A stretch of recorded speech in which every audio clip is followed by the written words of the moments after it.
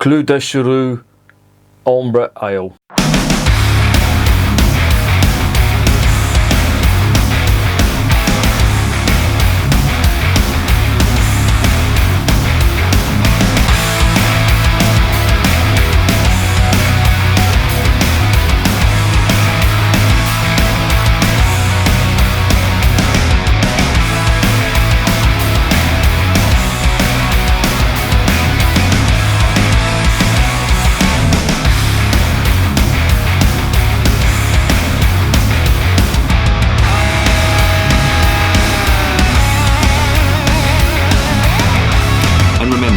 Life is too short to be drinking shitty beer. Welcome to another edition of Bands, Bikes and Booze Reviews. French language, Jesus Christ, come on. This is from the Vanuxeem, Brouwerij Vanuxeem Brewery, and it is the Clove de Charrue Ambrée beer, or ale, whatever you want to call it. What a fucking mouthful, eh? This was got for me by a fellow hammer. His name's Campo. Well done, mate. Really appreciate that. And he actually went over to Belgium to get this, and it was really, literally for him, it was a flying visit. You see, this is why I don't want to go. There is really no point in me going over there at the moment. He said he was literally over there in the beer shop, got the beer, and then back again. And I just think, well, there's no real point in me doing that. If I'm going to go over there, I want to see some of the sites. I want to go around on the bike. I want to visit places. You know, if I'm going to do it for the channel, I want to make it interesting and not just me walking into a shop, buying some beer and fucking off. That's going to be so boring. But anyway, he's kindly gone over there and got me a few beers, which I'm going to be reviewing over the course of the week, next week or so. And this was one of them. This is the Clove de Charrue, which translated means the tail of the plough, but I'm sure it means the furrow of the plough or something like that, but it's to do with a plough anyway. And if that name looks familiar, Ploegstert, if you're into your World War I history, you'll know all about that place. That was the scene of some horrific fighting during World War I. Ploegstert Wood is just littered with the remains of British, German and Allied soldiers. And it's one of them places, it really is haunting when you go there.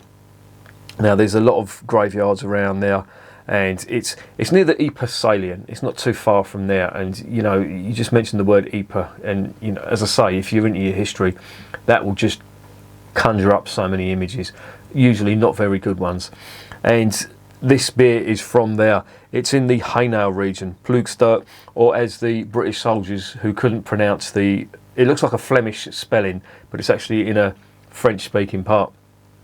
But they used to call it Plug Street, and whenever you hear about it, it's Plug Street Wood, the trenches around Plug Street, etc. They just couldn't pronounce this. Well, it was a foreign language, but they just couldn't pronounce it, and they just thought, "Fuck it, we'll make it up our own words for it," and they called it Plug Street. But it's one of them places that, you know, if you do go to Belgium, it is well worth visiting. Anywhere, the old Ypres, the old World War I battlefields, they are just so thought-provoking and sobering, especially when you go around the graveyards and you look at the ages of some of them lads who went out there and just never came back. It is, honestly, it is heartbreaking. I remember we went over there, we went to Serre Road number 2, a load of our lot in the bike club and all that, and we were walking around Serre Road number 2 cemetery, and we didn't really talk afterwards for a while. It was just letting all that carnage basically just sink in. But it's one of them places, you won't, put it this way, you won't go there for a laugh. It's not that sort of place. But there you go. Anyway, this is their Ambrée or Amber beer. And I really don't know what to expect from this. This is obviously the first one I've tried from this lot.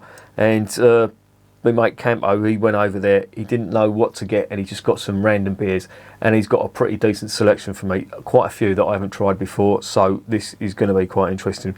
But this is the first one from the Vanuxeem Brewery. They've been going quite a while, they've been going since 1906, and they've been brewing beer ever since. Won quite a few awards. This one has won an award. I think it's the 2019 Silver Beer, World Beer Awards, and it's for the best or second best Belgian beer, but that's no mean feat. So it does look half decent. It does go through a second fermentation in this bottle, so I'm pretty sure there's going to be some candy sugar in this. This is probably going to fizz up. That's why I've got this. It's supposed to be drunk out of a tulip glass, but I remember the last time I drank one of these lively beers out of a tulip glass and the head just wouldn't dissipate, and I was there for ages trying to get everything into the glass. So I'm using this because this is wide. It will allow the head to dissipate a little bit quicker, but I'll still get all the flavours and the aromas anyway. So let's stop guessing and let's investigate this beer.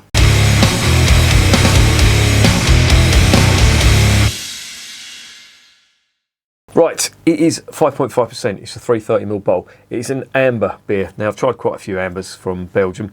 Quite good. The Bush, Curve, I think it is. That was an amber beer. That was really nice. They're a bit different, obviously, because they've got darker malts, or slightly darker malts than the blondes and the triples, but not as dark as the doubles. So it's, you know, it's somewhere in between. And I think this may be filtered. I could be wrong on that. Don't quote me. But looking through the bottle, it does look pretty clear. But it's only 5.5%, so it's not, you know, the high ABV that you'd expect from some of these bottle conditioned beers. So with that in mind, let's get it in the glass.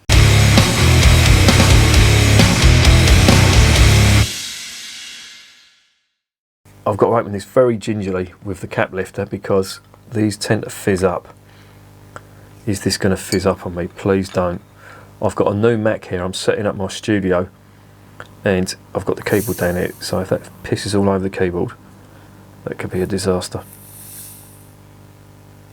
No, it didn't. Oh, that's a relief. There's the cap. Nice orange cap. As I say, this is the first one from this brewery, the Vanuxeem Brewery. So this should be interesting. Put that in there. I'll show you the label on the bottle in a minute once I get it into the glass. Yeah, now there's that lively carbonation that happens during the second fermentation. Of course, these are all top fermented beers using top fermented yeast. I'll give you a quick look at the label. There you go, there's the plough. And just a miniature version of that. I'll leave that down there. Wow, that does look really nice. Now, I'm not sure whether this is, I think this might be a nucleated glass because there is a ton of carbonation at the bottom there. Can you see that? I'm pretty sure that must be nucleated. But what are we getting on the nose? Quite nice caramel malt. Not as sweet as I thought it was going to be. Very fresh, and I know they use spring water in this, and you know, I do like to get that nice clean smell, and it does smell quite clean. It's quite hoppy as well. Now, this isn't too far from Ypres, and of course Ypres is the hop growing region of Belgium. I'm getting a little bit of clove in there now as well. Not much banana, it's just clove spice. A little bit of caramel malt. Interesting. Let's see what it tastes like.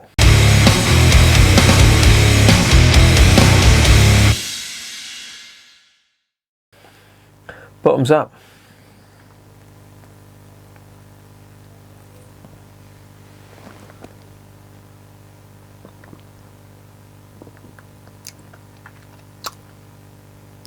Oh, that's interesting. Coriander is big on this. So is the clove. Putting me in mind of a wit beer in some ways. Obviously it hasn't got the body of a wit beer. And it looks like it's filtered if you look at that. I mean, you can more or less see right through that. The carbonation is still going for it. And it's like a fucking tornado at the bottom of that glass. This isn't bad actually.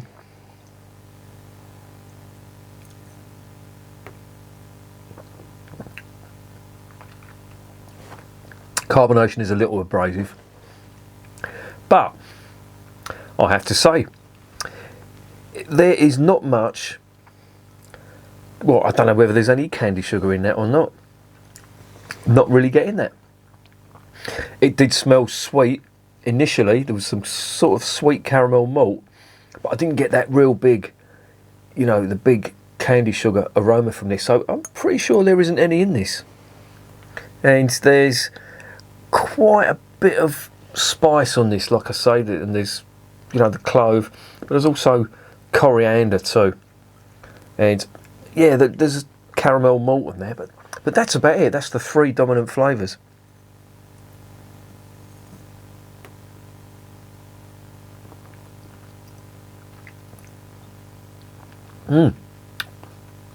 It's got quite a, I wouldn't say quite a hop bitterness on the finish, but there is a hop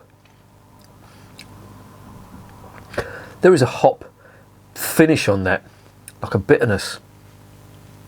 But there's, as I say, there is that clove and coriander that's big in there, and that initially reminded me of a Vit beer. The two big flavours you get in Vit, as well as the banana to an extent, but the two big flavours are coriander and the clove, and they're both in here as well. Head retention is quite good, but the reason for that is because of the ABV, which is 5.5%. We give it a little bit of a swig, because sometimes when you do that you get different flavours, because the carbonation is reinvigorated, and of course carbonation will help bring out the flavours if there is any.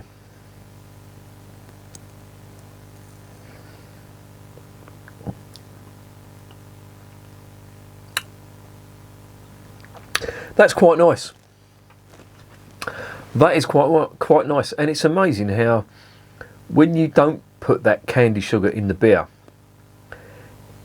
Now, don't get me wrong, I'm not comparing Belgian beer to British beer, but there are some similarities when you don't put the candy sugar in there.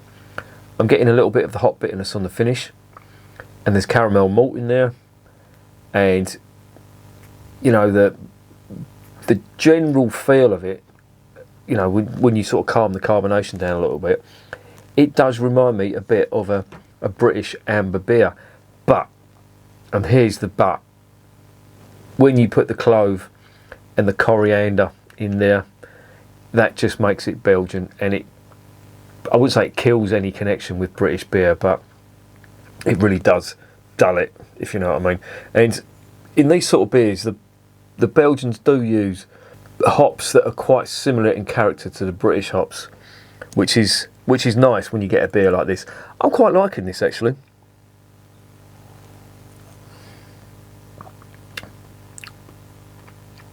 Yeah. Oh, there is a nice hop bitterness on there, on the finish. It doesn't last long, but it's there. It's not as big as a British bitter, but I can detect that, and it's quite nice. A little bit different, I think, from your average Belgian beer. Yeah, not bad. Not bad at all.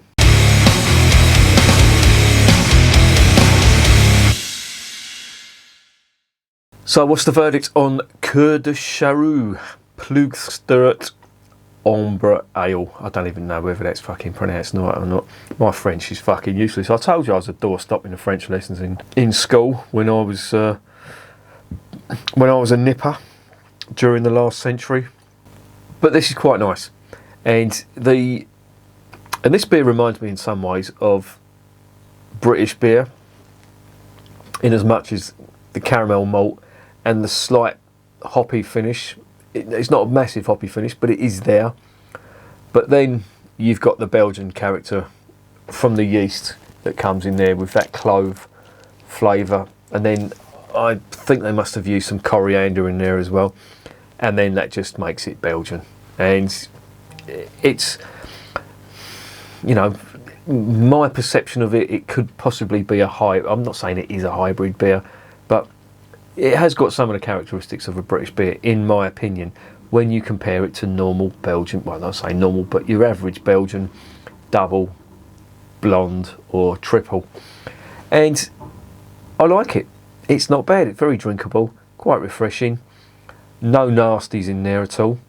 And yeah, very good indeed. Now I don't know why they've done that, because Plugstert is obviously quite a tourist attraction for people who are into, you know, World War One history and stuff like that. So I'm not sure whether they've done this to try and cater for the British taste, because there is a hell of a lot of British people that go over there, you know, especially, you know, on Remembrance Sunday. I don't know whether that happens this year or not because of COVID, but there's, I mean, where I live in Kent, you can get there in, I would say, 2.5 hours, 3 hours max with the Channel Tunnel. So, you know, it's one of them places where if you go over there, you're gonna come across quite a few beers that may possibly have been catered for slightly more British tastes. But saying that, you know, this comes from the region where the hops are grown in Belgium. So, and there's that Hommel beer from Popperinge. I think that's how it's pronounced, Poppering. I mean, that's the actual region where the hops grow, and they do something called Hommel beer, which is Hommel, I think, means hop in Flemish, or is it French? I don't know. Why the fuck do they speak 2 languages over there? Just to be awkward, just to piss thickos like me off. But there you go. I am going to give that. I'm going to give it an 8 out of 10. Because it's quite nice, it's quite drinkable. 5.5%. This is one of the Belgians you could sip all day. I think a lot of people may get a bit fed up with that clove flavour and the coriander. I don't mind it, to be fair. I could drink quite a lot of that. But it's nice. And I could well see myself buying some of this if I went over there again. So, yeah, that's a real good one for me anyway. So, yeah, I'm going to give that an 8 out of 10. Definitely recommend it. I don't know how hard it is. I don't know how easy it is to get over in the United Kingdom.